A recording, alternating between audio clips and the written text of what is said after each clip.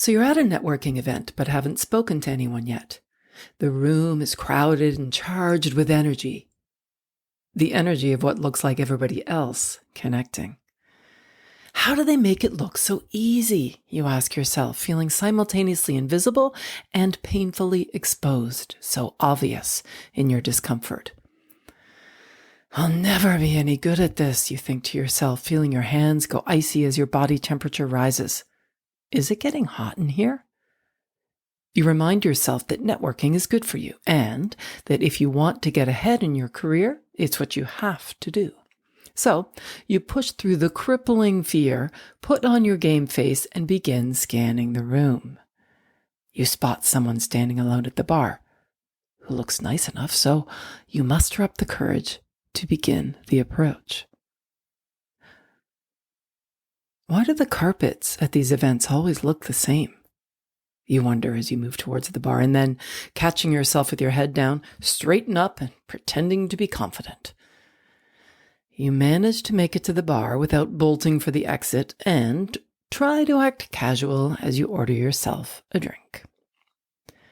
So your target is still standing there, and while you wait for the bartender to pour your drink, you bravely glance over as nonchalantly as possible. They happen to look back at you, and eye contact is made.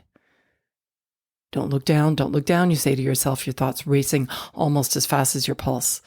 Like a mantra, you start to recite the 5 C's of good eye contact: connection, concentration, conversation, confidence, credibility. Connection, concentration, conversation, confidence, credibility. Then you remember reading somewhere about a 3-second rule, that if you hold someone's gaze for longer than 3 seconds, you enter a situation known as kiss or kill. Longer eye contact signals one of 2 things. Either you are attracted to the person or you want to attack them. So you smile at them. And despite what you might have feared, you do not perish in that moment. That wasn't so bad, you think to yourself. And they return the smile and say hello. There's an awkward silence, which, like a chasm between you, is threatening to swallow you up. Thankfully, the moment is interrupted by the bartender who hands you your drink. You take a gulp and realize that it's your turn to say something before the window of opportunity to connect slams in your face. So before you know it, you're spitting out some small talk about the event or the weather or the wine or the food, with just one goal now of trying to keep the conversation going. Although you are actually learning anything at all about the other person, and they are none the wiser about you, anything is better than the shame of being the only one not talking to someone in the crowded room where everyone else is networking, isn't it? Still, the ice has been broken and you're feeling a little more relaxed, so you begin to introduce yourselves. You know in your head that this is a good sign, but you can feel the stakes getting higher and the pressure mounting as they ask the inevitable flow-stopping question. What do you do? You feel caught off guard, suddenly defensive, expectations rushing in and your memory rushing out. You're positively stymied by the question. What's the matter with me, you think to yourself, making it even harder to access any kind of clarity. You can barely recall anything you've done, let alone qualify it. You vaguely remember creating an elevator pitch, but who the heck ever actually pitches on an elevator? The 5 C's are mocking you now like bullies in the playground. You look down. Connection, concentration, conversation, confidence, credibility. Sound familiar? Listen. Networking is hard. And when it's not working, it's even harder. We've all been there. But we have far more choice in how to approach networking beyond forcing ourselves to do it because we think we should. You know, I always say to my clients that there's a distinction between decision and choice that's a real game changer in how we show up in the world energetically, in everything that we do. So here's the distinction. Think of a decision as something that you've already made. It's typically black and white thinking. In this case, go to the networking event or don't go to the networking event. But somewhere along the way, for whatever reason, a decision has been made and you are there at the event. So the choice piece comes in with how you show up at the event, or really anywhere that you've already decided to go.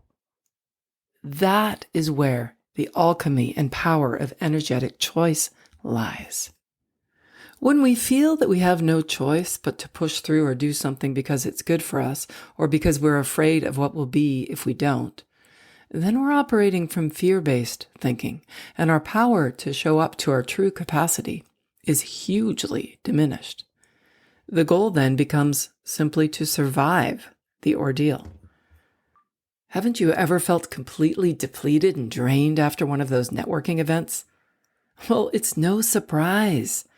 Operating in survival mode is unsustainable, not to mention completely counterproductive when it comes to networking.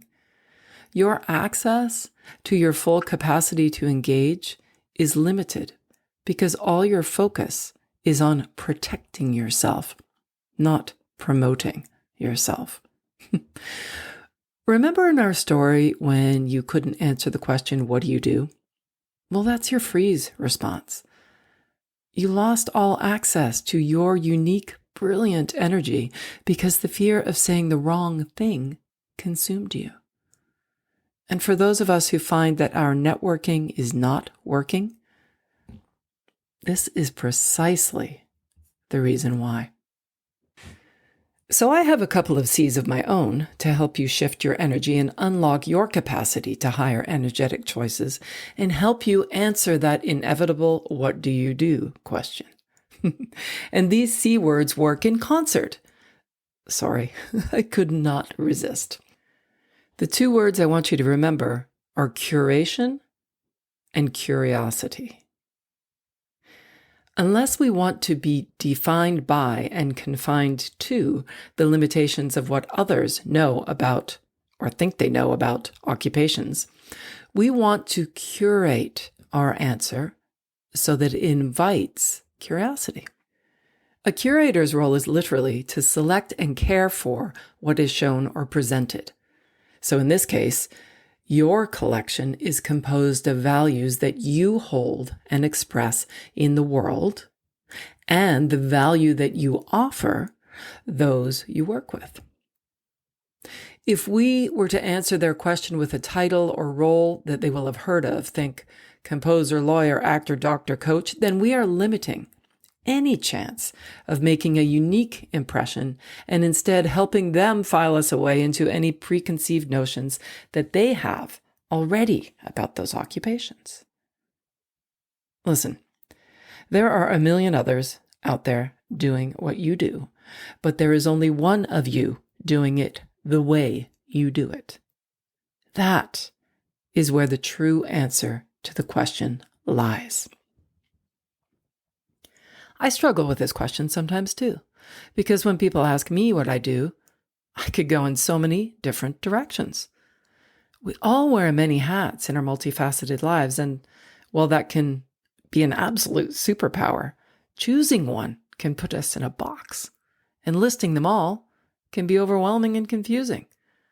So I started to curate an answer that encompasses the essence of all that I do and the unique value that I bring to what I do.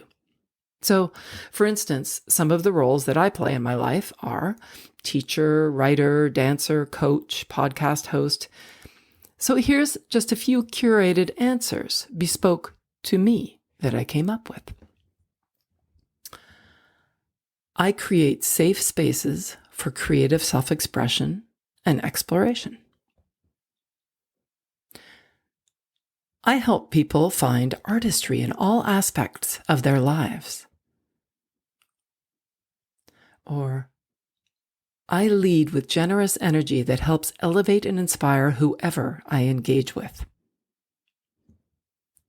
So when I answer the "what do you do?" question with one of those, I am tapped into my purpose and I am inviting curiosity. What comes next is inevitably, how do you do that? And then we're off and running. I encourage you to try this exercise and bet that if you look more closely at what you do and all the roles that you play in your life, that you might discover there is a through line, something connected to you that all of them share. Only you know what makes you truly unique. And taking the time to curate your answer will make answering the question easy because it's coming from inside of you, your essence. I remember feeling the rush of counting all the business cards I had amassed when I was networking on the conference room floor all those years ago when I was selling our shows. I actually believed that there was a correlation between the number of people that I talked to and what determined a successful conference. I realize now that networking is about connecting, not collecting, and connection is created with authentic conversation and energetic exchange over time. I'm Lisa Hopkins. Thanks so much for listening. Stay safe and healthy, everyone, and remember to live in the moment.